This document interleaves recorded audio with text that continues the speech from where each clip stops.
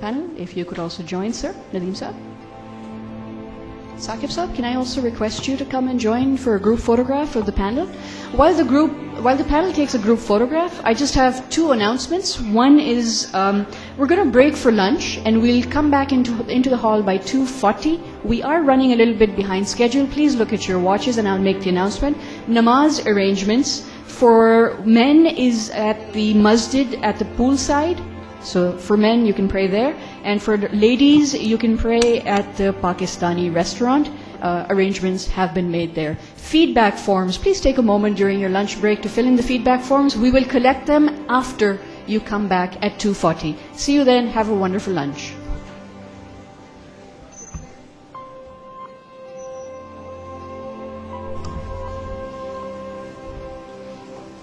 And I should be saying big smile and feast for the panelists.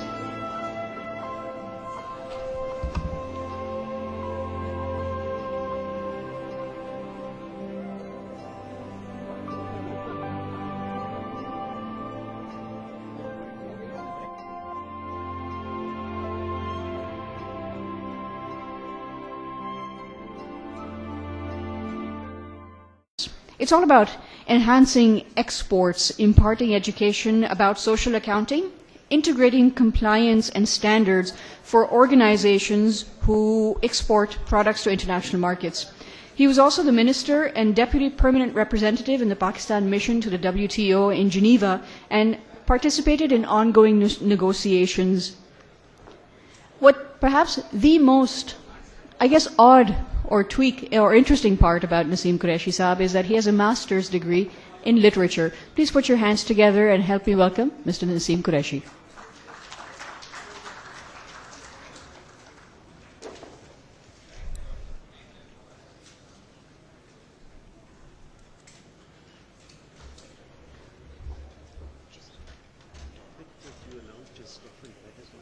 That's fine, please announce your prayer. Okay. Assalamu alaikum, ladies and gentlemen. Let me first clarify that the topic that I'm going to speak on is Social Accountability 8000, which is a project of the Ministry of Commerce, and as was introduced, basically for export manufacturing units to bring them in compliance with the requirements of the importing countries. This is a project that we launched about 4 years ago with the object of getting companies in Pakistan certified. The target was 250. We have so far achieved about 90, and a similar number is in the pipeline. So hopefully these will be certified by the end of the year. Let me start off.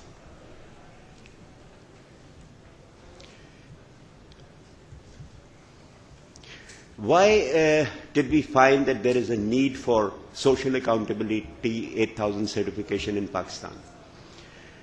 The domestic regulations in importing countries, the domestic laws, and then on top of everything else, it was the consumer behavior, the consumer requirement, which said that they should not be importing anything which is either not socially compliant or is violating any of their domestic laws or regulations. We examined this issue in the context of the WTO also, whether these restrictions or these requirements of compliance were consistent with the agreements that we have under the WTO. And we found that yes, in GATT Article 20, there are provisions where importing countries can ban or restrict imports from countries which, since this particular standard is related to labor issues, there is a provision in Article 20 where labor, if it is not properly organized or if it is mistreated in any way, they can ban the imports. Now, it became a compliance issue for us. It is a compliance issue.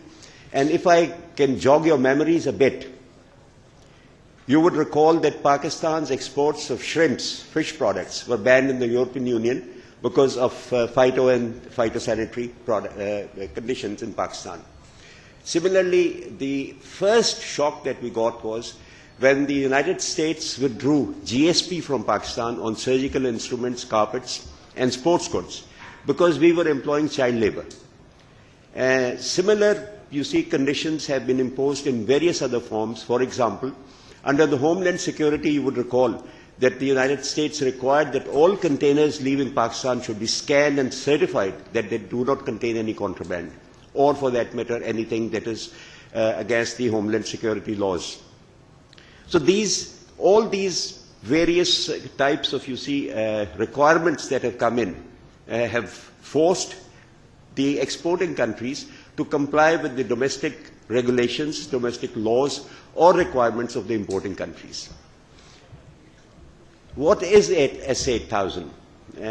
You've been talking about social responsibility, and S8000 is also one of the facets of those social responsible acts that are required to be performed by units that are manufacturing or exporting.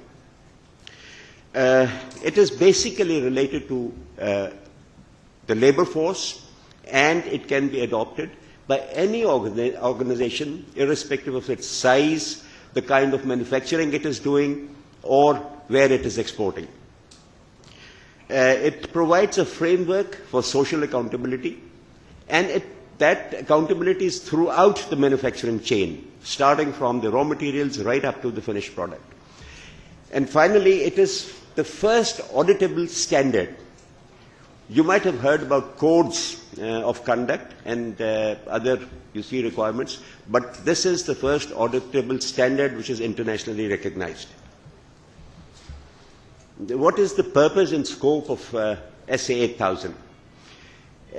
Basically, what it does is that it puts into place a system where the policies and the actions taken by any corporate body are managed, and they can control them, they can influence them.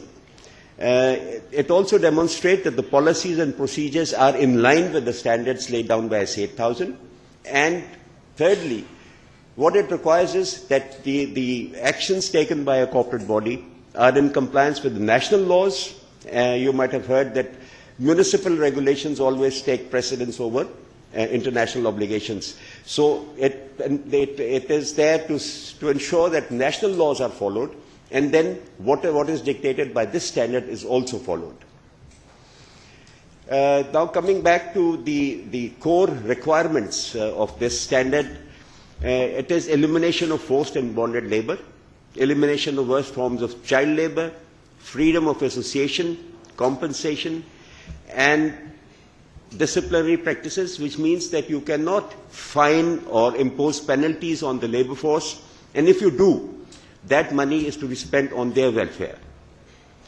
There has to be a uniformity of working hours, and health and safety standards have to be maintained. Now, a social management system has also to be adopted by the unit where this is being implemented, and that particular standard is for continued improvement and, you see, better performance of the labor force. What are the benefits of getting a social, you see, certification? Once a company is certified, the customer does not have to then spend any time or energy trying to come and see whether they are socially compliant or not. It increases the competitive edge of the company and opens up new markets and attracts clientele.